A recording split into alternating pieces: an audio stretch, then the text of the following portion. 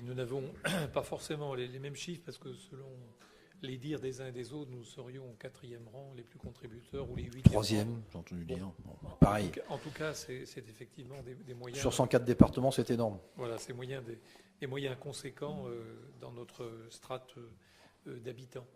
Je voulais dire, c'est que les besoins sont effectivement bien présents.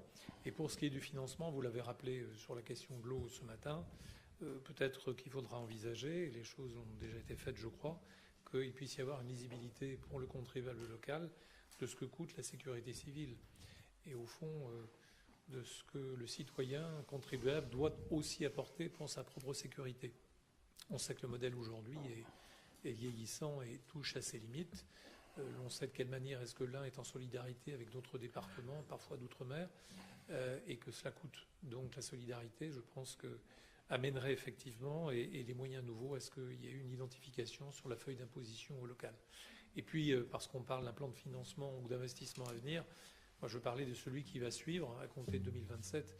Et après avoir interpellé mes collègues Guyon et Bioudet, je veux rappeler qu'il y a un casernement à Pont-de-Vel qui mériterait aussi une intervention et des investissements. Voilà, parce que effectivement les conditions, je dirais, de fonctionnement ne sont pas optimum pour le coup. Et donc cela fait partie, me semble-t-il, du prochain plan d'investissement, mais il n'est jamais trop tard pour prendre date.